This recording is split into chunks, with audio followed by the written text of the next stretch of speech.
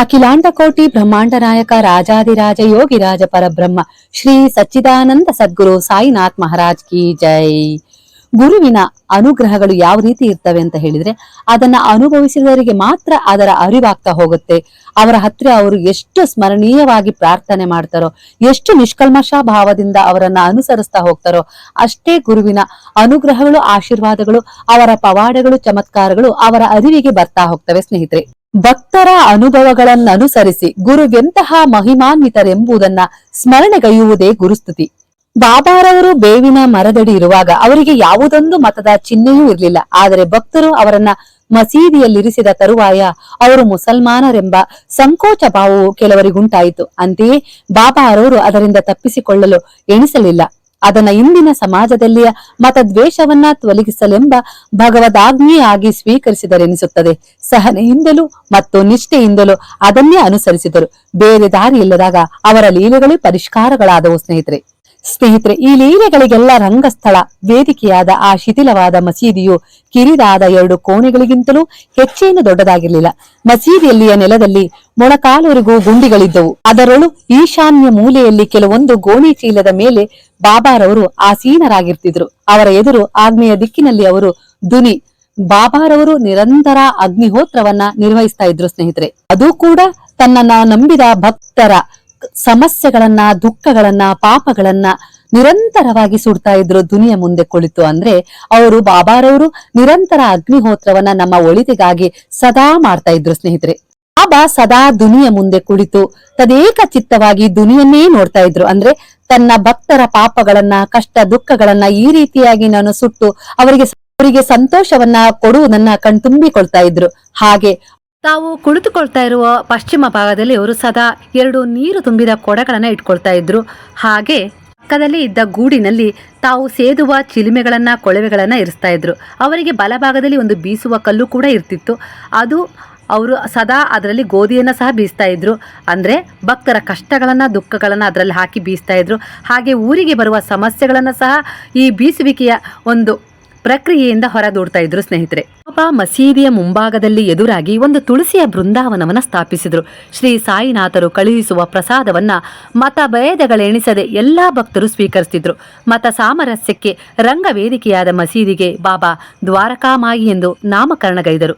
ಈ ಹೆಸರಿಗೆ ಮತಭೇದಗಳಿಲ್ಲದೆ ಸರ್ವರಿಗೂ 4 ಪುರುಷಾರ್ಥ ಅಂದರೆ ಧರ್ಮ, ಅರ್ಥ, ಕಾಮ ಮತ್ತು ಮೋಕ್ಷಗಳಿಗೂ ಯಾವ ದ್ವಾರ ಸದಾ ಸರ್ವದಾ ತೆರೆದುಕೊಂಡೇ ಇರುವುದೋ ಅದಕ್ಕೆ ದ್ವಾರಕಾಮಾಯಿ ಎನ್ನುವರು ಎಂದು ಸ್ಕಾಂದ ಪುರಾಣ ಹೇಳುತ್ತೆ ಸ್ನೇಹಿತರೆ. ಸಾಯಿ ಕುಲಮತ ಭೇದಗಳಿಗೆ ಅತೀತವಾದದ್ದೇ ಸಾಯಿ ಧರ್ಮವೆಂದು ಅವರ ನಿವಾಸ ಸ್ಥಾನವಾದ ದ್ವಾರಕಾಮಾಯಿ ಸೂಚಿಸುತ್ತದೆ ಸ್ನೇಹಿತರೆ. ಅಂದಿನ ದಿನಗಳ ಬಗ್ಗೆ ಶ್ಯಾಮ ಇಂತು ಹೇಳಿರುವನು. ನಾನಾಗ ಶಾಲೆಯ ಪ್ರಾಧ್ಯಾಪಕನಾಗಿದ್ದೆ. ಬಾಬಾರವರ ಮೇಲೆ ನನಗೆ ಆಗ ಸ್ವಲ್ಪವೂ ಬಾಬಾನಲ್ಲಿ ವಿಶ್ವಾಸವೇ ಇರಲಿಲ್ಲ. ರಾತ್ರಿ ಶಾಲೆಯಲ್ಲೇ ಮಲಗಿರ್ತಿದ್ದೆ. ಮಸೀದಿಯಲ್ಲಿ ಬಾಬಾ ಒಬ್ಬರೇ ಇರ್ತಾ ಇದ್ರು. ಶಾಲೆಯ ಕಿಟಕಿಯಿಂದ ನಾನು ಆಗಾಗ ಬಾಬಾರವರನ್ನ ನೋಡ್ತಾ ಇದ್ದೆ. ಎಲ್ಲರೂ ಹುಚ್ಚು ಫಕೀರನೆಂದು ಹೇಳುತ್ತಲಿದ್ದ ಸಾಯಿಯನ್ನು ಆ ಕಿಟಕಿಯಿಂದಲೇ ನಾನು ಗಮನಿಸ್ತಾ ಇದ್ದೆ. ಆಗಾಗ ಮಸೀದಿಯಿಂದ ಆಂಗ್ಲ ಭಾಷೆ, ಹಿಂದಿ ಮೊದಲಾದ ಭಾಷೆಗಳಲ್ಲಿ ಯಾರೋ ಮಾತನಾಡುವುದನ್ನ ನಾನು ಕೇಳಿಸ್ಕೊಳ್ತಾ ಇದ್ದೆ. ಹೋಗಿ ನಾನು ಇಣುಕಿ ನೋಡಿದಾಗ ಅದು ಬಾಬಾರವರೇ ಮಾತನಾಡ್ತಾ ಇದ್ದಾರೆ ಅನ್ನೋದು ನನಗೆ ಸತ್ಯದ ಅರಿವಾಯಿತು. ಆದ್ದರಿಂದ ಅವರು ಮಹಿಮಾನ್ವಿತರೆಂಬ ವಿಶ್ವಾಸ ನನ್ನ ಮನಸ್ಸಿನಲ್ಲಿ ಶಾಶ್ವತವಾಗಿ ನೆನೆ ನಿಲ್ತು. ಬಾಬಾರವರು ಹುಚ್ಚರಾಗಿದ್ರೆ ಅವರು ಶಿರಡಿಯನ್ನು ಬಿಟ್ಟು ಎಲ್ಲೂ ಹೋಗಲ್ಲ. ಯಾವ ಕ್ಷಣಕ್ಕೂ ಅವರು ಬೇರೆ ಯಾವ ಊರಿಗೆ ಹೋಗಿದ್ದು ಯಾರೂ ಸಹ ಗಮನಿಸಿಲ್ಲ.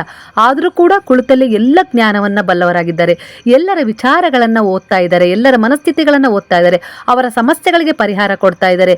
ಎಲ್ಲ ಭಾಷೆಗಳನ್ನು ಸಹ ಲೀಲಾಜಾಲವಾಗಿ ತಮ್ಮ ಬಾಯಲ್ಲಿ ಮಾತಾಡ್ತಾ ಇದ್ದಾರೆ. ಅಂದ್ರೆ ಇವರು ಜ್ಞಾನಿ ಇರ್ಬೋದು, ಇವರೇ ಸೃಷ್ಟಿ ಇರ್ಬೋದಾ ಹಾಗಂತ ಈ ಸೃಷ್ಟಿಯ ಜೊತೆಗೆ ಸದಾ ಮಾತನಾಡ್ತಾನೆ ಇರ್ತಾರಲ್ಲ. ಆಕಾಶದ ಕಡೆಗೆ ತಲೆ ಮಾಡಿ ಬೆರಳು ತೋರಿಸ್ತಾ ಉತ್ತರ ದಿಕ್ಕಿನ ಕಡೆ ತಿರುಗಿ ಸದಾ ಮಾತಾಡ್ತಾ ಇರ್ತಾರಲ್ಲ, ಯಾರ ಜೊತೆ ಮಾತಾಡ್ತಾರೆ?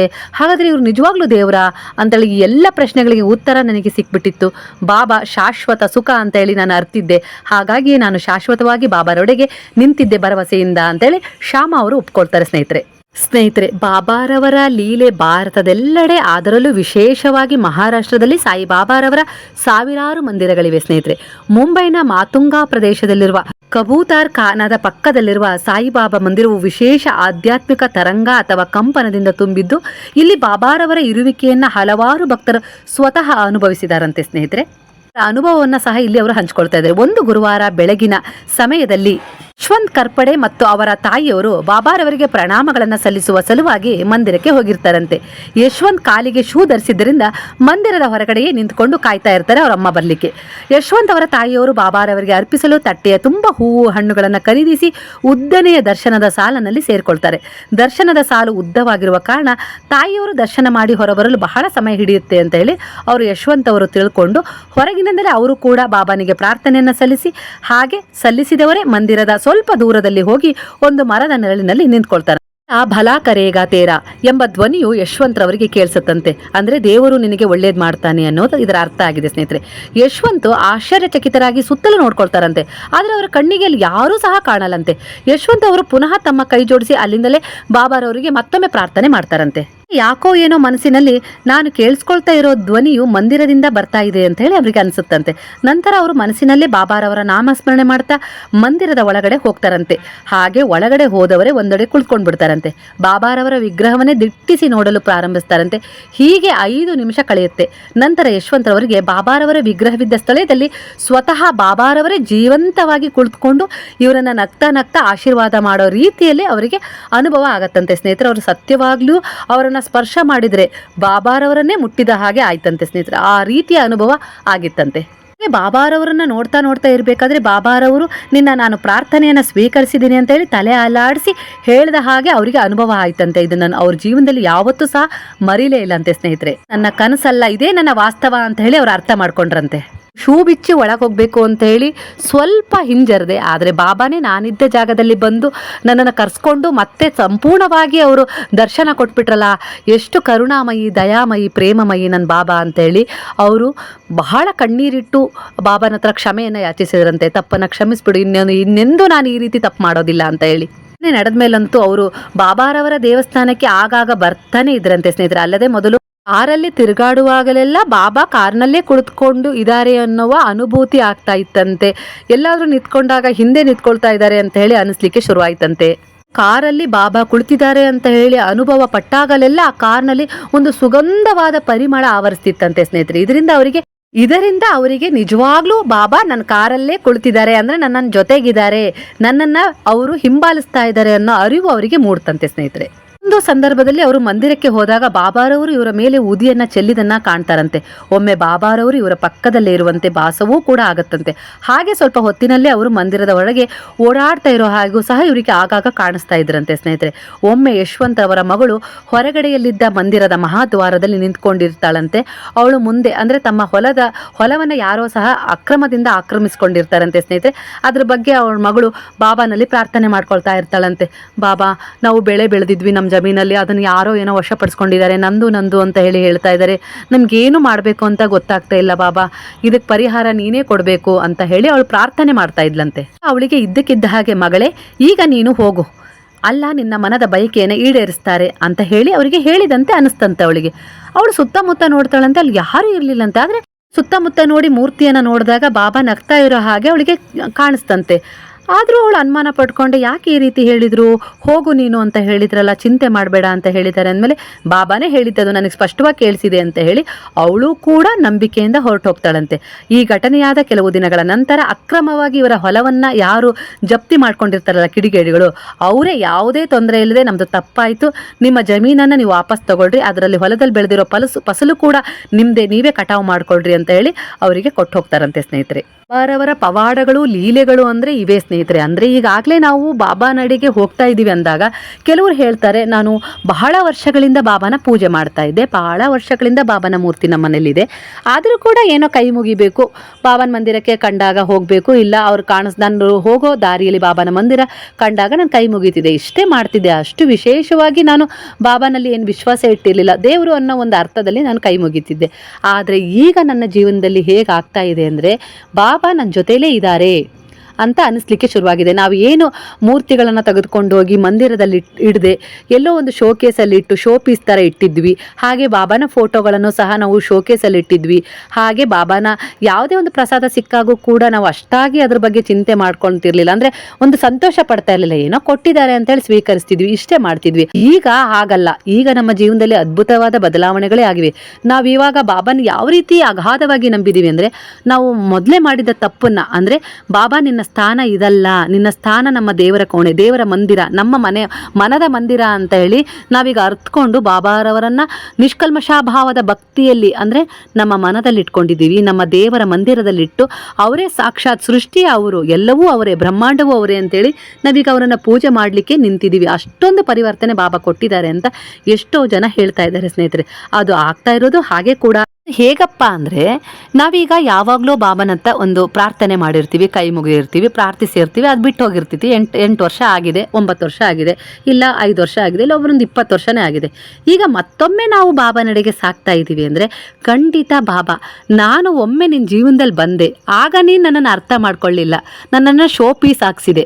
ಆದರೆ ಈಗ ಮತ್ತೊಮ್ಮೆ ನಾನೇ ನಿನ್ನ ಜೀವನದಲ್ಲಿ ಬರ್ತಾ ಇದ್ದೀನಿ ಅಂದರೆ ನೀನು ಒಮ್ಮೆ ನನಗೆ ಕೈ ಮುಗಿದು ಪ್ರಾರ್ಥನೆ ಮಾಡಿದ್ದೆ, ನಿನ್ನ ಋಣ ನನ್ನ ಮೇಲಿದೆ, ನೀನು ಪ್ರಾರ್ಥನೆ ಮಾಡಿದ್ದೆ ಭಕ್ತಿಯಿಂದ, ಆ ಶ್ರದ್ಧೆಗೆ ಒಲಿದು ನಾನು ನಿಮ್ಮ ಮನೆಗೆ ಬಂದೆ.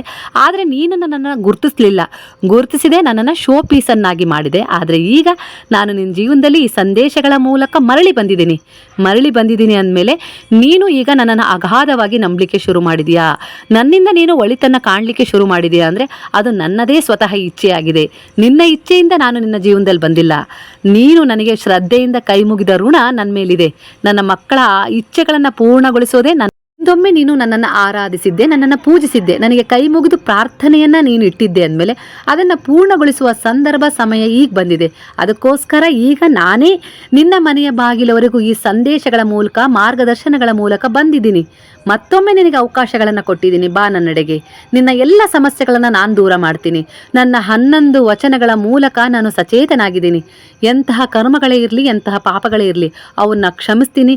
ನನ್ನ ಮೇಲೆ ನಿನ್ನ ಸಂಪೂರ್ಣ ಕರ್ಮದ ಭಾರವನ್ನು ತೆಗೆದುಕೊಳ್ತೀನಿ. ನಿನ್ನ ಮನದ ಇಚ್ಛೆಗಳನ್ನು ಈಡೇರಿಸ್ತೀನಿ. ನಿನ್ನ ದುಃಖವನ್ನು ನಿವಾರಣೆ ಮಾಡ್ತೀನಿ. ನಿನ್ನ ಅನಾರೋಗ್ಯವನ್ನು ಸಂಪೂರ್ಣವಾಗಿ ಆರೋಗ್ಯವಾಗಿ ಬದಲಾಯಿಸ್ತೀನಿ. ನೀನು ನಿಷ್ಠೆಯಿಂದ ಭಕ್ತಿ ಇಟ್ಟು ನನ್ನೆಡೆಗೆ ಬಂದರೆ ಖಂಡಿತವಾಗಿಯೂ ನಾನು ನಿನಗೆ ಹೇಳಿದ ಎಲ್ಲ ಜೀವನವನ್ನು ಒಳ್ಳೆಯ ನೀತಿಗಳನ್ನು ಕರುಣಿಸ್ತೀನಿ ಅಂತ ಹೇಳಿ ಬಾಬಾ ನಮ್ಮ ಮನೆಗೆ ಬಂದಿದ್ದಾರೆ ಈ ಸಂದೇಶಗಳ ಮೂಲಕ. ಸ್ನೇಹಿತರೆ, ಯಾರ ಜೀವನದಲ್ಲೂ ಬರಲಿಕ್ಕೆ ಆಗಲ್ಲ, ಋಣ ಬೇಕು. ಒಬ್ಬರು ಮನೆಗೆ ಹೋಗಿ ಒಂದು ತುತ್ತು ಅನ್ನ ತಿಂತಿದ್ದೀವಿ ನಾವು ಅಂದರೆ ಅನ್ನದ ಹೆಸರಲ್ಲಿ, ಅಂದರೆ ತಿನ್ನುವ ಅಗುಳಿನಲ್ಲೂ ನಮ್ಮ ಹೆಸರು ಬರೆದಿರುತ್ತಂತೆ. ಆ ಅಗುಳಿರುತ್ತಲ್ಲ, ಅನ್ನದ ಅಗುಳು, ಅದು ನಮ್ಮನ್ನು ಅಲ್ಲಿವರೆಗೂ ಕರ್ಕೊಂಡು ಹೋಗುತ್ತೆ ಅನ್ನೋದು ಎಷ್ಟು ಸತ್ಯನೋ ಹಾಗೆ ಕೂಡ ನಾವಿವತ್ತು ಈ ಸಂದೇಶಗಳ ಮೂಲಕ ಎಲ್ಲರೂ ಈ ಸಾಯಿ ಕುಟುಂಬದಲ್ಲಿ ಒಂದಾಗ್ತಾ ಇದ್ದೀವಿ. ಬಾಬಾನಲ್ಲಿ ಮತ್ತೊಮ್ಮೆ ವಿಶ್ವಾಸ ಇಟ್ಟು ಅವರಲ್ಲಿ ಹೋಗ್ತಾ ಇದ್ದೀವಿ. ಅವರ ಚಮತ್ಕಾರಗಳ ಪವಾಡಗಳ ಅನುಭವ ನಮಗೆ ಆಗ್ತಾ ಇದೆ. ನಮ್ಮ ಜೀವನದಲ್ಲಿ ನಾವು ಯಾವ ರೀತಿ ತಪ್ಪು ಮಾಡಿದ್ವಿ ಅದಕ್ಕೆ ಪಶ್ಚಾತ್ತಾಪ ಪಡ್ತಾ ಇದ್ದೀವಿ. ಹಾಗೆ ನಾವು ನಮ್ಮ ತಪ್ಪುಗಳನ್ನು ತಿದ್ದಲಿಕ್ಕೆ ಮತ್ತೊಮ್ಮೆ ನಮಗೆ ಅವಕಾಶ ಸಿಗ್ತಾ ಇದೆ. ಈ ರೀತಿ ಎಲ್ಲ ನಮ್ಮ ಜೀವನದಲ್ಲಿ ಒಂದೊಂದಾಗಿ ಸಣ್ಣದೇ ಆಗಲಿ ಪರಿವರ್ತನೆ ಆಗಿದೆ. ಹೇಗೆ ಮಳೆ ಬರಬೇಕಾದ್ರೆ ಹನಿಯಾಗೇ ಬರುತ್ತೆ, ಅದು ನಮಗೆ ಗೊತ್ತಾಗಲ್ಲ. ಇದು ಒಂದು ಪ್ರವಾಹ ಆಗತ್ತೆ, ಇಲ್ಲವೇ ಇದು ನದಿ ತುಂಬಿ ಹರಿಸೋವಂಥ ಶಕ್ತಿ ಇದರಲ್ಲಿದೆ ಅಂತೇಳಿ ನಾವು ಅಂದ್ಕೊಳ್ಳದೆ ಇರ್ಬೋದು. ಖಂಡಿತವಾಗಿ ನಿರಂತರವಾಗಿ ಬರ್ತಾ ಇರುತ್ತಲ್ಲ ಆ ಮಳೆ ಹನಿಗಳು, ಅವು ನಿಜವಾಗ್ಲೂ ಒಂದು ಸಮುದ್ರದ ಪ್ರವಾಹವನ್ನೇ ಸೃಷ್ಟಿಸ್ತವೆ ಅಂದಮೇಲೆ ನಮ್ಮಲ್ಲಿ ಒಂದು ಸಣ್ಣ ಬದಲಾವಣೆಗಳು ಆಗ್ತಾ ಇದ್ದಾವೆ ಬಾಬಾ ನಮ್ಮ ಜೀವನದಲ್ಲಿ ಬರ್ತಾ ಇರೋದ್ರಿಂದ ಅನ್ನೋದೇ. ಆದರೆ ಹಾಗೆ ನಮ್ಮ ಜೀವನದಲ್ಲೂ ಕೂಡ ಸಣ್ಣ ಬದಲಾವಣೆಗಳಾಗ್ತಾ ಇದ್ದಾವೆ ಬಾಬಾ ಬಂದಿದ್ದರಿಂದ. ಅಂದರೆ ನಾವು ತಪ್ಪುಗಳನ್ನು ಮಾಡೋದ್ರಿಂದ ಹಿಂದೆ ಸರಿತಾ ಇದ್ದೀವಿ.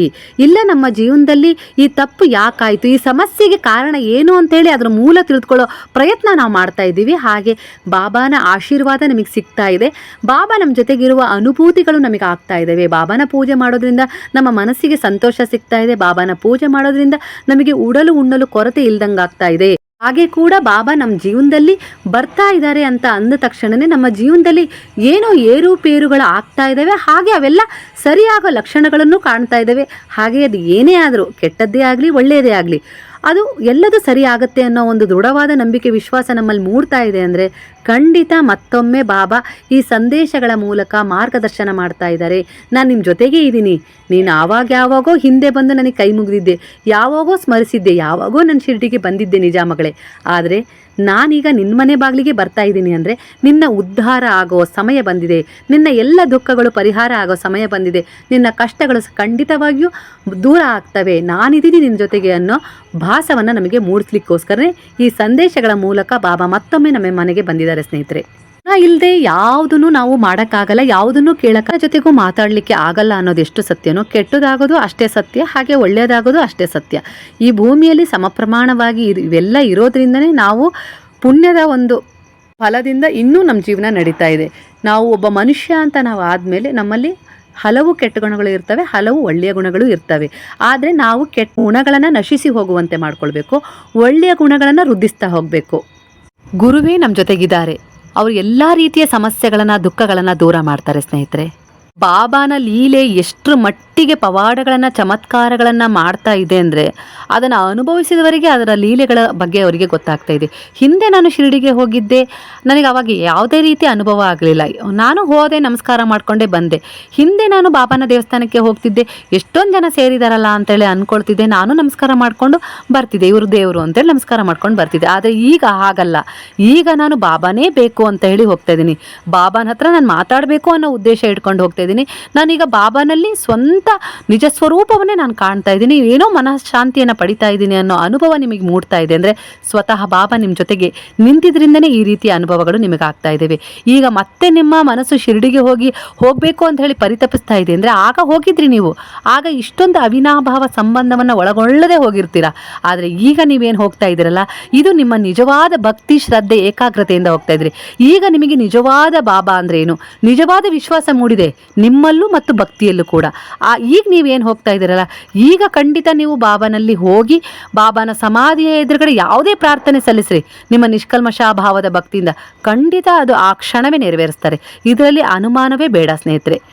ಏನೋ ದೇವಸ್ಥಾನಕ್ಕೆ ಹೋಗ್ತೀವಿ, ಪೂಜೆ ಮಾಡ್ತೀವಿ ಅನ್ನೋದಕ್ಕಿಂತ ನಾವು ಎಲ್ಲಿರ್ತೀವೋ ಅಲ್ಲೇ ಒಂದು ಕೈ ಮುಗಿದು ನಿಷ್ಕಲ್ಮಶ ಭಾವದಿಂದ ಭಕ್ತಿಯಿಂದ ಶುದ್ಧವಾದ ಪ್ರಾರ್ಥನೆಯನ್ನು ಮಾಡಿದರೆ ಫಲ ನಮಗೆ ಅಲ್ಲೇ ಸಿಗುತ್ತೆ.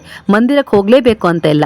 ಆದರೆ ಮಂದಿರಕ್ಕೆ ಹೋಗಿಯೂ ಕೂಡ ನಮ್ಮ ಮನಸ್ಸು ಭಗವಂತನಲ್ಲಿ ನೆಲೆಯಾಗಲಿಲ್ಲ ಅಂದರೆ ಅಲ್ಲಿಗೆ ನಾವು ಫಲ ಸಿಗಲ್ಲ. ಅಲ್ಲಿ ಹೋಗಿಯೂ ಕೂಡ ನಮಗೆ ವ್ಯರ್ಥ ಅನಿಸುತ್ತಷ್ಟೆ. ಆದರೆ ನಾವು ಎಲ್ಲಿರ್ತೀವಲ್ಲ, ಯಾವ ಜಾಗದಲ್ಲೇ ಇರಲಿ, ಬಾಬಾ ನೀನು ನನ್ನ ಜೊತೆಗಿದೆಯಾ ಅಂತ ಹೇಳಿ ನಾನು ನಂಬಿದ್ದೀನಿ. ಮತ್ತೊಮ್ಮೆ ನಾವು ಬಾಬಾನಡಿಗೆ ಯಾವ ರೀತಿ ಸಾಗಿದ್ದೀವಿ ಅಂದರೆ ಹಿಂದೆ ಸಾಗಿದ್ದಕ್ಕಿಂತ ಭಿನ್ನವಾಗಿದೆ ಈ ಸಾರಿಯ ನಮ್ಮ ಪಯಣ. ಬಾಬಾನ ಹತ್ರ ನಾವು ಹೇಗೆ ಈ ರೀತಿ ಪಯಣ ಬೆಳೆಸಿದ್ದೀವಿ ಅಂದರೆ ಈ ಸರಿ ಒಂದು ದೃಢವಾದ ವಿಶ್ವಾಸವನ್ನು ಇಟ್ಕೊಂಡು ಪಯಣ ಬೆಳೆಸ್ತಾ ಇದ್ದೀವಿ. ಬಾಬಾ ಇದ್ದಾರೆ, ಹೌದು ಇದ್ದಾರೆ, ಅವ್ರು ನನ್ನ ಜೊತೆಗಿದ್ದಾರೆ, ಎಲ್ಲ ಅನುಭವಗಳನ್ನು ಕೊಟ್ಟಿದ್ದಾರೆ, ಅನುಭೂತಿಗಳನ್ನು ಕೊಟ್ಟಿದ್ದಾರೆ, ಇದ್ದಾರೆ ಅನ್ನೋ ದೃಢ ವಿಶ್ವಾಸದಿಂದ ನಾವೀಗ ಹೆಜ್ಜೆಗಳನ್ನು ಇಡ್ತಿದ್ದೀವಿ ಅಂದರೆ ಖಂಡಿತ ಅದಕ್ಕೆ ತಕ್ಕ ಫಲಗಳೇ ನಮಗೆ ಸಿಗ್ತಾ ಹೋಗ್ತವೆ. ನಮ್ಮ ದೇಹದಲ್ಲಿರುವ ರೋಗವೂ ಅಲ್ಲದೆ ನಮ್ಮಲ್ಲಿರುವ ಅಜ್ಞಾನವೆಂಬ ರೋಗವೂ ಸಹ ನಾವು ತೊಲಗಿಸ್ಕೊಳ್ಬೇಕು ಸ್ನೇಹಿತರೆ. ಹಾಗಾಗಿ ನಮ್ಮ ದೇಹಕ್ಕೆ ರೋಗಗಳು ಬಾಧೆಗಳು ಆಗಾಗ ಕಾಡ್ತಾ ಇರ್ತವೆ, ಕಷ್ಟಗಳು ದುಃಖಗಳು, ಅವನ್ನು ನಾವು ದೃಢವಾಗಿ ನಿಂತು ನಾವು ಎದುರಿಸುವಲ್ಲಿ ಸಮಕ್ಷಮವಾಗಬೇಕು. ಆಗ ಖಂಡಿತವಾಗಿ ಆ ರೋಗಗಳನ್ನು ನಾವು ನಿರ್ಮೂಲನೆ ಮಾಡ್ಕೊಳ್ತೀವಿ. ನಾವು ವೈದ್ಯೋಪಚಾರವನ್ನು ಮಾಡ್ಕೊಳ್ಳೋದು ನಮ್ಮ ಮನಸ್ಸಿನ ತೃಪ್ತಿಗೋಸ್ಕರ ಅಷ್ಟೇ. ಆದರೆ ನಮ್ಮಲ್ಲೇ ಆ ಕಾಯಿಲೆಗಳನ್ನು ರೋಗಗಳನ್ನು ವಾಸಿ ಮಾಡ್ಕೊಳ್ಳೋ ಕ್ಷಮತೆ ಭಗವಂತ ನಮ್ಮಲ್ಲೇ ಕೊಟ್ಟಿದ್ದಾನೆ. ಅದನ್ನು ನಾವು ಏನು ಮಾಡ್ಕೊಳ್ತೀವಿ, ಎದೆ ಹೊಡೆದ್ಬಿಡ್ತೀವಿ. ಹಾಗೆ ದುರ್ಬಲತೆ ಅಂತ ಹೇಳಿ ಅಂದ್ಕೊಂಡು ನಾವು ಆ ಕಾಯಿಲೆಗಳ ಪ್ರಮಾಣವನ್ನು ನಮ್ಮ ದೇಹದಲ್ಲಿ ಹೆಚ್ಚಿಸ್ಕೊಳ್ತೀವಿ.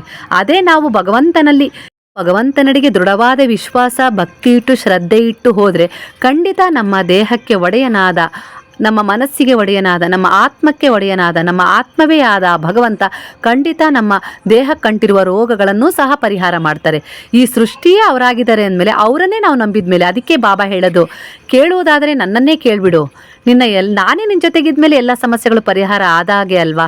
ಹಾಗೆ ಹೇಳೋದೇ ಅದಕ್ಕೆ ಸ್ನೇಹಿತರೆ. ಅದಕ್ಕಾಗಿ ನಾವೆಲ್ಲರೂ ಕೇಳೋದಾದರೆ ಭಗವಂತನೇ ಕೇಳಿಬಿಡೋಣ. ಭಗವಂತನ ಕೇಳಬೇಕು ಅಂದರೆ ನಾವು ಯಾವ ರೀತಿ ಇರಬೇಕು ಹೇಳ್ರಿ, ನಮ್ಮಲ್ಲಿ ಒಳ್ಳೆಯ ಗುಣಗಳಿರಬೇಕು, ನಾವು ಹೋಗುವ ದಾರಿ ಒಳ್ಳೆಯದಾಗಿರಬೇಕು, ಮೂಡಿಸಿಕೊಳ್ಳುವ ಆಲೋಚನೆಗಳು ಸಹ ಒಳ್ಳೆಯದಾಗಿರಬೇಕು, ಮಾಡುವ ಕೆಲಸಗಳು ಸಹ ಆದಷ್ಟು ಪ್ರಾಮಾಣಿಕವಾಗಿ ಒಳ್ಳೆಯ ರೀತಿಯಲ್ಲಿ ಇರಬೇಕು ಸ್ನೇಹಿತರೆ. ಯಾರಿಗೂ ಕೆಟ್ಟದನ್ನು ಬಯಸಬಾರ್ದು, ಯಾರಲ್ಲೂ ಕೆಟ್ಟದನ್ನು ನಾವು ಯಾಚಿಸ್ಲಿಕ್ಕೂ ಹೋಗಬಾರ್ದು. ಈ ಸೃಷ್ಟಿಯಲ್ಲಿ ವಾಸ್ತವವಾಗಿ ಎಲ್ಲವೂ ಭಗವಂತನದ್ದೇ ಹೌದು. ನಮಗೆ ಎಲ್ಲವನ್ನೂ ಅಯಾಚಿತವಾಗಿ ಪ್ರಸಾದಿಸಿದ ಭಗವಂತನೇ ನಮ್ಮ ಮೇಲಿನ ಅನುಗ್ರಹದಿಂದ ಸದ್ಗುರುವಾಗಿ ಸಾಕ್ಷಾತ್ಕರಿಸಿದ್ದಾರೆ ಸ್ನೇಹಿತರೆ. ಭಗವಂತ ನಮಗೆ ಕೊಟ್ಟಿದ್ದನ್ನೇ ನಾವು ಮತ್ತೆ ಕೃತಜ್ಞತೆಯೊಂದಿಗೆ ಅವನಿಗೆ ಸಮರ್ಪಿಸ್ತೀವಿ. ಅದನ್ನು ನಾವು ಯಾವತ್ತೂ ಮರಿಬಾರ್ದು. ನಾವು ಏನೂ ತಂದಿಲ್ಲ, ನಾವು ಕರ್ಮಕ್ಕನುಸಾರವಾಗಿ ನಮ್ಮ ಜನ್ಮವನ್ನು ಮಾತ್ರ ಪಡೆದಿದ್ದೀವಿ. ಆದರೆ ಇಲ್ಲಿ ನಮಗೆ ಏನು ನಮ್ಮ ಭಾಗ್ಯದ ಅನುಸಾರವಾಗಿ ಸಿಕ್ಕಿದೆಯೋ ಅದನ್ನೇ ನಾವು ಭಗವಂತನಿಗೆ ಅರ್ಪಿಸ್ತಾ ಇದ್ದೀವಲ್ವಾ. ಹಾಗಾಗಿ ನಾವು ದಕ್ಷಿಣೆಯನ್ನು ಬಾಬಾರವರಿಗೆ ಅರ್ಪಿಸ್ಬೇಕಾದ್ರೆ ನಮ್ಮಲ್ಲಿ ಯಾವುದೇ ರೀತಿ ಬಿಗುಮಾನ, ಅಹಂಭಾವ, ನಾನು ಕೊಡ್ತಾ ಇದ್ದೀನಿ ಅನ್ನೋ ಭಾವ ಇರಬಾರ್ದು ಸ್ನೇಹಿತರೆ. ಯಾಕಂದರೆ ಅವ್ರು ಕೊಟ್ಟಿದ್ದೇನೆ ನಾವು ಅವ್ರಿಗೆ ಕೊಡ್ತಾ ಇದ್ದೀವಿ ಅಲ್ವಾ. ಯಾಕಂದರೆ ಈ ಸೃಷ್ಟಿಯೇ ಅವರಾಗಿದ್ದಾರೆ. ಸದಾ ಹೇಳ್ತಾ ಇದ್ರು, ಇವೆಲ್ಲ ಅಹಂಕಾರಗಳಿಂದ ಮಂದ ಬುದ್ಧಿಯಿಂದ ಭಕ್ತರು ಮನಸ್ಸನ್ನು ಬದಲಾಯಿಸಿಕೊಂಡು ಮೊದಲು ಸಮರ್ಪಿಸಬೇಕೆಂದು ಭಾವಿಸಿದ ಮೊತ್ತಕ್ಕಿಂತಲೂ ಕಡಿಮೆ ನೀಡಿದಾಗ ಅವನು ಮೋಸ ಮಾಡುತ್ತಿರುವನು ಎನ್ನುತ್ತಿದ್ರು. ಅಂದರೆ ನಾವಿವಾಗ ಇಷ್ಟು ಕೊಡಬೇಕು ಅಂತ ಅಂದ್ಕೊಂಡಿರ್ತೀವಿ, ಆಮೇಲೆ ಏನು ಮಾಡ್ತೀವಿ, ಮನಸ್ಸು ಆಸೆ ಅಲ್ವಾ, ಚಂಚಲತೆ, ತಕ್ಷಣ ಏನು ಮಾಡ್ತೀವಿ, ಇಷ್ಟೇ ಯಾಕೆ ಕೊಡಬೇಕು, ಸ್ವಲ್ಪ ಇದಕ್ಕೆ ಅರ್ಧ ಕೊಡೋಣ ಅನ್ಸುತ್ತೆ. ಇನ್ನೊಂದು ಸ್ವಲ್ಪ ತಕ್ಷಣ ಏನು ಮಾಡ್ತೀವಿ, ಅಯ್ಯೋ ಅರ್ಧನೇ ಯಾಕೆ ಕೊಡಬೇಕು, ಕಾಲು ಭಾಗ ಕೊಡೋಣ ಅಂತ ಅನಿಸ್ತೀವಿ. ಇದೇ ಅಲ್ವಾ ಮನುಷ್ಯನ ಮನಸ್ಸು.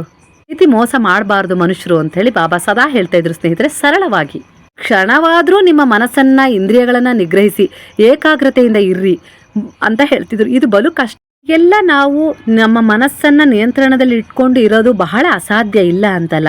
ದಿನನಿತ್ಯ ಧ್ಯಾನ, ಪಾರಾಯಣ, ಸಚ್ಚರಿತ್ರೆಯ ಪಾರಾಯಣಗಳು, ಭಗವಂತನೆಡೆಯ ಲೀಲೆಗಳನ್ನು ಹೇಳೋದು, ಭಗವಂತನ ಲೀಲೆಗಳನ್ನು ಓದೋದು, ಶ್ರವಣ ಮಾಡೋದು, ಹೀಗೆ ಅನೇಕವಾದ ಒಂದು ಧ್ಯಾನದ ಅವಸ್ಥೆಯಲ್ಲಿ ನಾವು ಭಗವಂತನನ್ನೇ ಕಾಣ್ಬೋದು. ಆಗ ನಮ್ಮ ಮನಸ್ಸು ಸ್ವಲ್ಪ ಸ್ವಲ್ಪ ತೃಪ್ತಿಯನ್ನು ಹೊಂದುತ್ತಾ ಸಮಾಧಾನಗೊಳ್ತಾ ಹೋಗುತ್ತೆ. ಇವೆಲ್ಲವೂ ಇಲ್ಲಿ ಏನು ನಾವು ಬಯಸ್ತಾ ಇದ್ದೀವಲ್ಲ, ಅವೆಲ್ಲವೂ ಅಶಾಶ್ವತವಾದ ಲೌಕಿಕ ವಿಷಯಗಳೇ ಆಗಿದ್ದರೂ ಕೂಡ ಅವರು ಅದನ್ನು ಪ್ರಸಾದಿಸುತ್ತಲೇ ಅವರ ಮನಸ್ಸನ್ನು ಅಜ್ಞಾತದತ್ತ ನಡೆಸ್ತಾ ಇದ್ರು ಸ್ನೇಹಿತರೆ ಗುರುಗಳು. ಅಂದರೆ ಬಾಬಾರವರು ನಾವೇನೆಲ್ಲ ಆಸೆ ಪಡ್ತೀವಲ್ಲ ಅವನ್ನೆಲ್ಲವನ್ನ ಕೊಡ್ತಾ ಇರ್ತಾರೆ. ನಾವು ಇವತ್ತು ಅದು ಬೇಕು ಇದು ಬೇಕು ಅವೆಲ್ಲವನ್ನ ಕೊಡ್ತಾರೆ. ಅದ್ರ ಜೊತೆಗೆ ನಮ್ಮಲ್ಲಿರುವ ಮಂದ ಬುದ್ಧಿಯನ್ನು ಸಹ ಹೋಗಿಸ್ತಾ ನಮ್ಮ ಮನಸ್ಸನ್ನು ಜ್ಞಾನದೆಡೆಗೆ ಹರಿಸ್ತಾ ಹೋಗ್ತಾರೆ. ಇದುವೇ ಗುರುವು ಸ್ನೇಹಿತರೆ ಸಾಕ್ಷಾತ್. ಹಾಗೆ ನಮ್ಮ ಮನಸ್ಸು ಎಲ್ಲವನ್ನ ಪಡಿತಾ ಪಡಿತಾ ಏನಾಗುತ್ತೆ ಅಂದರೆ, ಒಂದು ಪ್ರಮಾಣದಲ್ಲಿ ನಾವು ತೃಪ್ತಿಯನ್ನು ಪಡಿತಾ ಪಡಿತಾ ಏನಾಗ್ತೀವಿ ಅಂದರೆ, ಅಯ್ಯೋ ನನಗೆ ಭಗವಂತನ ಕಡೆ ಸಾಗಬೇಕು, ಭಗವಂತನಲ್ಲಿ ನಂಬಿಕೆ, ವಿಶ್ವಾಸ, ಒಂಥರ ಏನೋ ಅವಿನಾಭಾವ ಸಂಬಂಧವನ್ನು ಪಡೀಲಿಕ್ಕೆ ಶುರು ಮಾಡ್ತೀವಿ. ಆವಾಗ ನಮಗೆ ಇವೆಲ್ಲ ಏನು ಬೇಡಪ್ಪ, ಈಗ ನನಗೆ ಬಾಬಾನೇ ಬೇಕು, ಅವರೇ ನನಗೆಲ್ಲ ಅನ್ನಿಸ್ಲಿಕ್ಕೆ ಶುರುವಾಗ್ತಾ ಇದೆ ನಮ್ಮ ಮನಸ್ಸು. ಅಂದರೆ ಖಂಡಿತ ನಮ್ಮಲ್ಲಿ ಜ್ಞಾನದ ಅಭಿವೃದ್ಧಿ ಆಗ್ತಾ ಇದೆ, ಭಗವಂತನ ನೆಲೆ, ಭಗವಂತನ ವಾಸ ನಮ್ಮಲ್ಲಿ ಆಗಿದೆ ಅಂತೇಳಿ ಅರ್ಥ. ಅವರು ಆತ್ಮದಲ್ಲೇ ಅವರು ನಮ್ಮಲ್ಲಿದ್ದಾರೆ, ಆದರೆ ಅದನ್ನು ನಾವು ಯಾವತ್ತೂ ಜಾಗೃತಗೊಳಿಸ್ಕೊಂಡಿರಲ್ಲ. ಬದುಕಬೇಕು, ಉಡಬೇಕು, ತೊಡಬೇಕು, ನಾವು ಈ ರೀತಿಯೆಲ್ಲ ಬಾಳಬೇಕು ಅಂತ ಕನಸನ್ನ ಯಾವತ್ತೂ ಕಟ್ಕೊಂಡಿದ್ವಿ ಹೊರತು ಯಾವತ್ತು ಭಗವಂತನ ನಮ್ಮ ಮನಸ್ಸಲ್ಲಿ ಶುದ್ಧವಾಗಿ ನೆಲೆಯಾಗಿಸ್ಕೊಳ್ಬೇಕು ಅಂತ ನಾವು ಯಾವತ್ತೂ ಪ್ರಯತ್ನ ಪಡಲೇ ಇಲ್ಲ. ಹಾಗಾಗಿ ಈ ರೀತಿಯ ಅನುಭವಗಳು ನಮ್ಮಲ್ಲಿ ಆಗ್ತಾ ಇದ್ದಾವೆ ಈಗ. ಅಂದರೆ ಖಂಡಿತ ಈ ಸಮಯದಲ್ಲಿ ಬಾಬಾ ನಮ್ಮ ಜೊತೆಗಿದ್ದಾರೆ. ಅಂದರೆ ದೈವ ನಮ್ಮ ಮನಸ್ಸಲ್ಲಿ ನಮ್ಮ ದೇಹವನ್ನು, ನಮ್ಮ ಆತ್ಮವನ್ನು ಆವರಿಸಿದೆ ಸಂಪೂರ್ಣವಾಗಿ, ಅಂದರೆ ಸಕಾರಾತ್ಮಕವಾಗಿ ಅಂತ ಹೇಳಿ ಅರ್ಥ ಆಗುತ್ತೆ ಸ್ನೇಹಿತರೆ. ನಾವು ಬಾಬಾ ನಡೆಗೆ ಸಾಕ್ತಾ ಇದ್ದೀವಿ, ಗುರುವಿನೆಡೆಗೆ ಸಾಕ್ತಾ ಇದ್ದೀವಿ ಅಂದರೆ ಖಂಡಿತವಾಗಿಯೂ ನಮ್ಮ ಕರ್ಮವನ್ನು ಕಳೆದುಕೊಳ್ಳುವಲ್ಲಿ ನಾವು ಪ್ರಯತ್ನ ಪಡ್ತಾ ಇದ್ದೀವಿ ಅಂತ ಅರ್ಥ ತಾನೆ. ನಾವು ಈ ಪ್ರಯತ್ನಕ್ಕೆ ಒಂದು ಹೆಜ್ಜೆ ಇಡ್ತಿದ್ದೀವಿ ಅಂದರೆ ಗುರುವೂ ಸಹ ಸಾಕ್ಷಾತ್ ಆ ಗುರುವೂ ಸಹ ನಮ್ಮ ಎಡೆಗೆ 100 ಹೆಜ್ಜೆಗಳನ್ನು ಇಟ್ಟು ಓಡೋಡಿ ಬರ್ತಾರೆ. ಅಯ್ಯೋ ನನ್ನ ಮಗು ಒಳ್ಳೆಯ ರೀತಿ ಬದಲಾವಣೆ ಆಗಲಿಕ್ಕೆ ಮನಸ್ಸು ಮಾಡ್ತಾ ಇದೆ, ನಾನು ಕೂಡ ಅದಕ್ಕೆ ಪ್ರೋತ್ಸಾಹ ನೀಡಬೇಕು, ನಾನು ಕೂಡ ಅವನ ಜೊತೆಗೆ ನಿಲ್ಲಬೇಕು, ಈ ಸಮಯದಲ್ಲಿ ನಾನು ಅವನ ಜೊತೆಗೆ ನಿಲ್ಲಲೇಬೇಕು ಅಂತೇಳಿ ಅವರು ಕೂಡ ಓಡೋಡಿ ಬರ್ತಾರೆ ಸ್ನೇಹಿತರೆ. ನಾವು ಆದರೆ ಹಾಗೆ ಅಲ್ವಾ, ನಮ್ಮ ಮಕ್ಕಳು ಕೆಟ್ಟ ದಾರಿಯನ್ನು ಹಿಡಿದಿರ್ತಾರೆ. ಅಮ್ಮ ನಾನೀಗ ಒಳ್ಳೆ ದಾರಿಯಲ್ಲಿ ಸಾಗಬೇಕು ಅಂತ ಇದ್ದೀನಿ, ಅಪ್ಪ ನಾನು ಮಾಡಿದ ತಪ್ಪಾಯ್ತಪ್ಪ, ಇವತ್ತು ನಾನು ಒಳ್ಳೆ ದಾರಿಯಲ್ಲಿ ಸಾಗಬೇಕು ಅಂತ ತೀರ್ಮಾನ ಮಾಡ್ಕೊಂಡಿದ್ದೀನಿ, ನನಗೆ ನನ್ನ ಹಿಂದೆ ಮಾಡಿರೋ ಎಲ್ಲ ತಪ್ಪುಗಳನ್ನು ಕ್ಷಮಿಸ್ಬಿಡ್ರಿ ಅಪ್ಪ ಅಮ್ಮ ಅಂತ ಹೇಳಿ ಅವ್ರು ಕೇಳ್ಕೊಂಡಾಗ ನಾವು ಹೇಗೆ ಅವರ ಎಡೆಗೆ ದೃಢವಾಗಿ ನಿಲ್ತೀವಿ ಹೇಳ್ರಿ. ಬೈಬಾರ್ದು, ನಾವು ಇಷ್ಟು ದಿವಸ ಹೇಗೆ ಮಾಡ್ದೆ ಅಲ್ಲ ಅಂತೇಳಿ ಹಂಗಿಸ್ಲಬಾರ್ದು. ಆಯ್ತಪ್ಪ ಈಗಾದರೂ ನಿನ್ನ ಮನಸ್ಸು ಬದಲಾಯ್ತಲ್ಲ, ಭಗವಂತನ ಆಶೀರ್ವಾದ, ಭಗವಂತನ ಕೃಪೆ ನಿನ್ನ ಮೇಲೆ ಬೇಗನೆ ಆಗಿದೆ ಅಂತೇಳಿ ನಾವು ಅವನಿಗೆ ಧೈರ್ಯವಾಗಿ ನಿಲ್ಲಬೇಕು. ಅವನ ಜೊತೆಗೆ ಸದಾ ನಿಲ್ತೀವಿ. ನಮ್ಮ ಮಗ ಪರಿವರ್ತನೆ ಆದ, ಇದೇ ನಮ್ಮ ಸೌಭಾಗ್ಯ ಅಂತ ಹೇಗೆ ನಾವು ಅಂದ್ಕೊಳ್ತೀವಲ್ಲ, ಬಾಬಾ ಕೂಡ ಅದೇ ಥರ ಕೂಡ ನಾವು ಬದಲಾವಣೆ ಆಗ್ತಾ ಇದ್ದೀವಿ, ಒಳ್ಳೆ ಹೆಜ್ಜೆ ಇಡ್ತಾ ಇದ್ದೀವಿ, ಒಳ್ಳೆ ದಾರಿಯಲ್ಲಿ ನಾವು ಸಾಕ್ತಾ ಇದ್ದೀವಿ ಅಂದಾಗ ಕೂಡ ಬಾಬಾ ಕೂಡ ಇಷ್ಟೇ ಸಂತೋಷ ಪಡ್ತಾರೆ. ಇಷ್ಟೇ ಸಂತೋಷ ಪಡುವುದರ ಜೊತೆಗೆ ಸ್ವಯಂ ಅವರೇ ನಿಲ್ತಾರೆ ನಮ್ಮ ಸಹಾಯಕ್ಕಾಗಿ, ನಮಗೆ ಆಶೀರ್ವಾದ ಮಾಡ್ತಾ. ಪ್ರತಿಯೊಂದು ನಮ್ಮ ಹೆಜ್ಜೆ ಇಡ್ತಾ ಇದ್ದೀವಿ ಅಂದ ಆ ಹೆಜ್ಜೆಗಳೆಲ್ಲ ಬಾಬಾ ತನ್ನ ಹೆಜ್ಜೆಗಳನ್ನು ನಮ್ಮ ಹೆಜ್ಜೆಗಳ ಜೊತೆ ಬೆರೆಸಿ ನಮ್ಮನ್ನು ರಕ್ಷಣೆ ಮಾಡ್ತಾ, ಸಹಾಯ ಮಾಡ್ತಾ, ನಮಗೆ ಮಾರ್ಗದರ್ಶನ ಮಾಡ್ತಾ ನಿಂತಿದ್ದಾರೆ ಸ್ನೇಹಿತರೆ. ಹಾಗಾಗಿ ಬಾಬಾನ ಲೀಲೆಗಳೇ ಬಹಳ ಒಂದು ವಿಭಿನ್ನವಾದ ರೀತಿಯಲ್ಲಿ ಇದೆ. ಬಾಬಾ ಹೇಗೆ ಗೊತ್ತಾ, ಬಾಬಾನನ್ನು ಆಳವಾಗಿ ನಾವು ಹೇಗೆ ತಿಳಿತಾ ಅರಿತಾ ಹೋಗ್ತೀವೋ ಅವ್ರು ಒಂದಲ್ಲ ಒಂದು ರೀತಿಯಲ್ಲಿ ನಮ್ಮ ಜೀವನದಲ್ಲಿ ಆಗಮಿಸ್ತಲೇ ಹೋಗ್ತಾರೆ. ಈಗ ನೋಡಿ, ಈ ಸಂದೇಶಗಳನ್ನು ನಾವು ಕೇಳೋದ್ರ ಮೂಲಕ ತುಂಬ ಜನ ನಾವು ಬದಲಾಗಿ ಬಾಬಾ ನಡೆಗೆ ಇನ್ನೂ ದೃಢವಾದ ವಿಶ್ವಾಸವನ್ನು ಬೆಳೆಸ್ಕೊಳ್ತಾ ಇದ್ದೀವಿ. ಅಂದರೆ ಇದಕ್ಕೆ ಬಾಬಾನ ಅನುಗ್ರಹ, ಆಶೀರ್ವಾದವೇ ಕಾರಣ. ಇದು ಸಂದೇಶಗಳು ಕೇವಲ ನಾನು ಹೇಳ್ತಾ ಇರ್ಬೋದು, ಆದರೆ ಇದು ನಾನು ಹೇಳ್ತಾ ಇರೋ ಪದಗಳಲ್ಲ, ಇದು ನೇರವಾಗಿ ಬಾಬಾನೇ ನಿಮ್ಮ ಭಕ್ತಿಗೆ ಒಲಿದಿರುವ ಒಂದು ಬಗೆ. ಇದು ಅಂದರೆ ಪರಿ ಇದು ಸ್ನೇಹಿತರೆ. ಅಂದರೆ ಅವರೇ ಬಂದು ಸ್ವತಃ ನಿಮಗೆ ಮಾರ್ಗದರ್ಶನಗಳ ಮೂಲಕ ತಮ್ಮತ್ತ ಮತ್ತೊಮ್ಮೆ ಕರೆದುಕೊಳ್ತಾ ಇದ್ದಾರೆ, ಮತ್ತೊಮ್ಮೆ ನಿಮ್ಮ ಕರ್ಮಗಳನ್ನು ಕಳೀಲಿಕ್ಕೆ ನಿಂತಿದ್ದಾರೆ, ಭರವಸೆಯ ಬೆಳಕಾಗಿ ನಿಮ್ಮ ಜೊತೆಗೆ ನಿಂತಿದ್ದಾರೆ ಸ್ನೇಹಿತರೆ. ಹಾಗಾಗಿ ಈ ಸರಿ ನಿಮ್ಮ ಮನಸ್ಸು ಪರಿಪೂರ್ಣವಾಗಿ ಅವ್ರ ಕಡೆಗೆ ವಾಲ್ತಾ ಇದೆ. ಹಾಗಾಗಿ ನಿಮ್ಮ ಜೀವನದಲ್ಲಿ ನೀವು ಒಂದು ಒಳ್ಳೆಯ ಪರಿಪೂರ್ಣತೆಯ ಜೀವನವನ್ನು, ನೆಮ್ಮದಿಯನ್ನು, ಶಾಂತಿಯನ್ನು ಖಂಡಿತ ಪಡಿತೀರ. ನೀವು ಜೀವನದಲ್ಲಿ ನಿಮಗೆ ಯಾರಿಗೆಲ್ಲ ಏನೆಲ್ಲ ಸಿಕ್ಕಿಲ್ಲ, ಖಂಡಿತವಾಗಿಯೂ ಬಾಬಾ ಅದನ್ನು ಕೊಟ್ಟೇ ಕೊಡ್ತಾರೆ. ಈಗಾಗಲೇ ಎಷ್ಟೋ ಜನ ಕಮೆಂಟಲ್ಲಿ ತಿಳಿಸ್ತಾ ಇದ್ದಾರೆ, ಬಾಬಾನ ನೀವು ಹೇಳಿದ ಪೂಜೆಗಳನ್ನು, ನಾಮಸ್ಮರಣೆಗಳನ್ನು ಮಾಡಿದ್ರಿಂದ ನನಗೆ ಹಿಂದೆ ಇದ್ದಿದ್ದಕ್ಕಿಂತ ಒಳ್ಳೆಯ ರೀತಿಯ ಅನುಭವ ಆಗ್ತಾ ಇದೆ, ಹಾಗೆ ನನ್ನ ಇಚ್ಛೆಗಳು ಸಹ ಸಂಪೂರ್ಣವಾಗಿ ಈಡೇರ್ತಾ ಇದ್ದಾವೆ ಅಂತ ಕೆಲವರು ಹೇಳ್ತಾರೆ.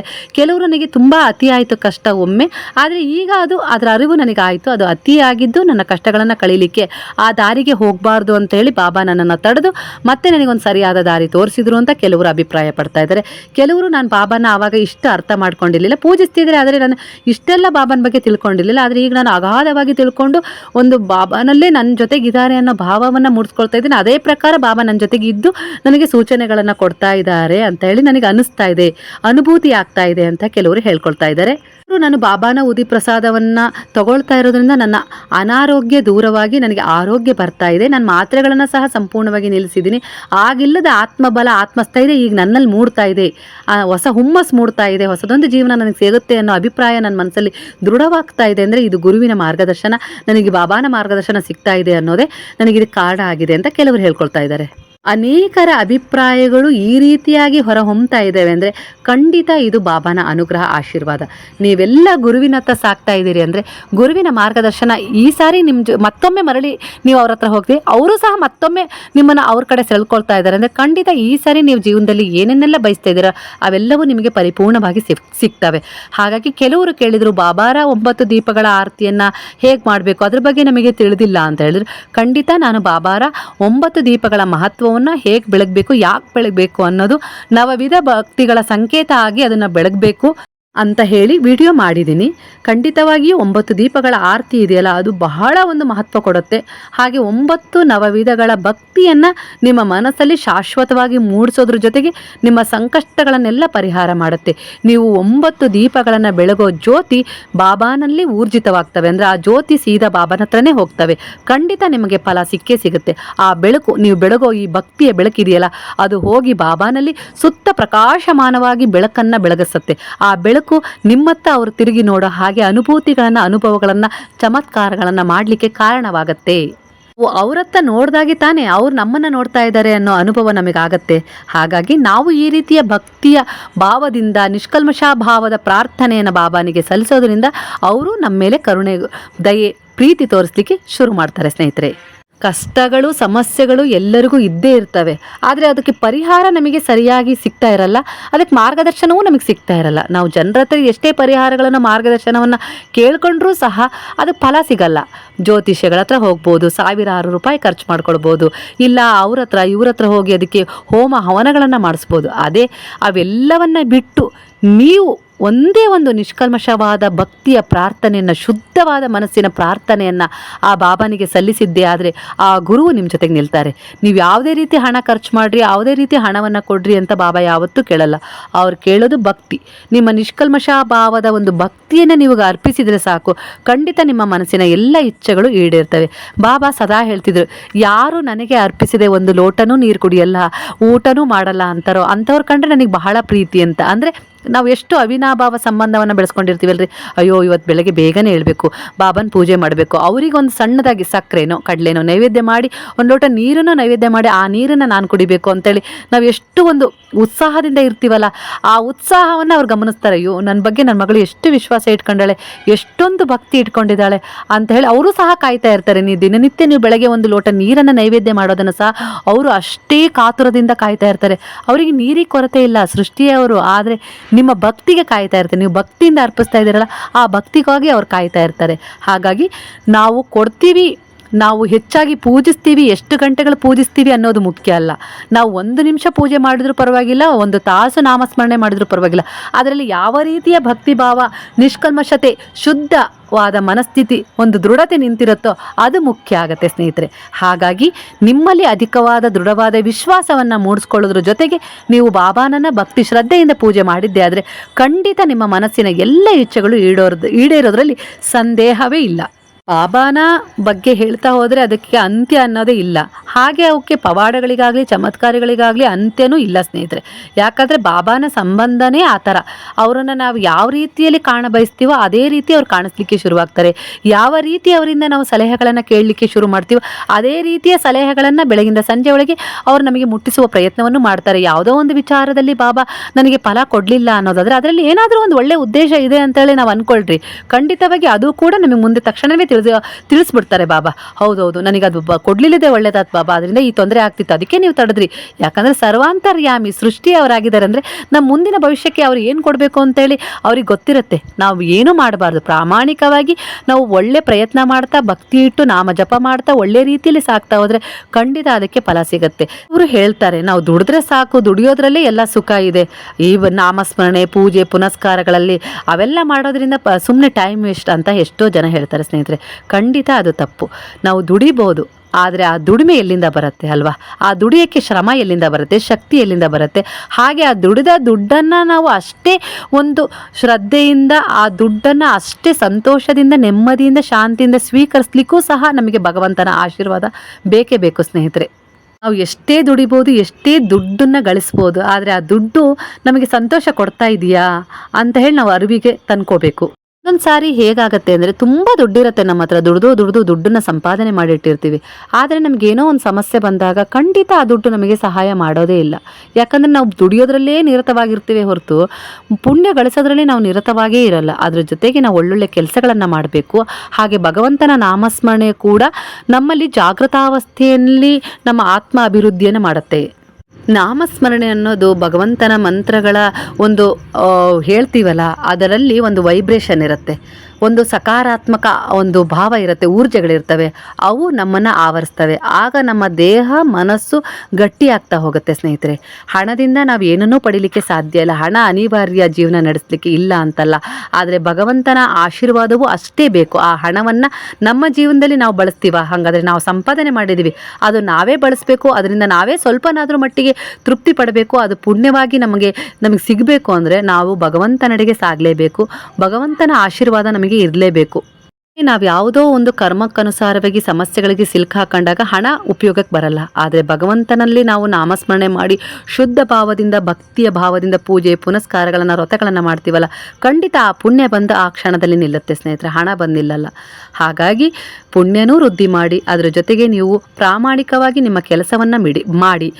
ಆದರೆ ಫಲಾಪೇಕ್ಷೆಯನ್ನು ನೀವು ಪಡಬೇಡಿ. ಭಗವಂತ ನಿಮಗೆ ಏನು ಪ್ರಾಮಾಣಿಕವಾಗಿ ಪ್ರಯತ್ನ ಪಡ್ತಾ ಇದ್ದೀರಲ್ಲ, ಅದಕ್ಕೆ ಫಲ ಭಗವಂತ ಕೊಡ್ತಾನೆ. ಯಾಕಂದರೆ ಅವನು ಕೊಟ್ಟ ಫಲ ಇದೆಯಲ್ಲ, ಅದು ಶಾಶ್ವತವಾಗಿ ಉಳಿಯುತ್ತೆ. ಹಾಗಾಗಿ ನಾವು ಏನನ್ನಾದರೂ ಕೆಲಸ ಮಾಡಿದರೆ ಅದು ಪರಿಪೂರ್ಣವಾಗಿ ಭಗವಂತನಿಗೆ ಅರ್ಪಿಸಿ ಆ ಕೆಲಸವನ್ನು ಮಾಡಿದರೆ ಅದಕ್ಕೇನು ದೊರಕಬೇಕೋ ಆ ಫಲ ನಮಗೆ ಕೊಡ್ತಾರೆ. ಆ ಫಲ ಕೊಟ್ಟಾಗ ಅದು ಶಾಶ್ವತವಾಗಿ ನಮ್ಮ ಹತ್ರ ಉಳಿಯುತ್ತೆ. ಅದು ಯಾವುದೇ ರೀತಿ ಅನಗತ್ಯವಾಗಿ ಖರ್ಚಾಗಲ್ಲ ಸ್ನೇಹಿತರೆ. ಹಾಗಾಗಿ ಗುರುವಿನಡೆಗೆ ಸಾಕ್ತಾ ಇದ್ದೀರಾ, ಖಂಡಿತವಾಗಿಯೂ ನಿಮ್ಮ ವಿಶ್ವಾಸ ಗೆದ್ದೇ ಗೆಲ್ಲುತ್ತೆ. ನಿಮ್ಮಲ್ಲಿ ಆತ್ಮವಿಶ್ವಾಸ ಹೆಚ್ಚುತ್ತೆ, ಹಾಗೆ ದೃಢವಾದ ವಿಶ್ವಾಸ ಮೂಡುತ್ತೆ. ನಿಮ್ಮ ಜೀವನದಲ್ಲೂ ಬಾಬಾ ಖಂಡಿತವಾಗಿ ಪವಾಡಗಳನ್ನು ಮಾಡ್ತಾರೆ ಸ್ನೇಹಿತರೆ. ಅಖಿಲಾಂಡ ಕೋಟಿ ಬ್ರಹ್ಮಾಂಡ ನಾಯಕ ರಾಜಾದಿರಾಜ ಯೋಗಿ ರಾಜ ಪರಬ್ರಹ್ಮ ಶ್ರೀ ಸಚ್ಚಿದಾನಂದ ಸದ್ಗುರು ಸಾಯಿನಾಥ್ ಮಹಾರಾಜ್ ಕಿ ಜೈ. ಹರೇ ರಾಮ ರಾಮ ರಾಮ ಹರೇ ಹರೇ, ಹರೇ ಕೃಷ್ಣ ಕೃಷ್ಣ ಕೃಷ್ಣ ಹರೇ ಹರೇ, ಹರೇ ಸಾಯಿ ಸಾಯಿ ಹರೇ ಹರೇ, ಹರೇ ಬಾಬಾ ಬಾಬಾ ಬಾಬಾ ಹರೇ ಹರೇ, ಹರೇ ದತ್ತ ದತ್ತ ಹರೇ ಹರೇ.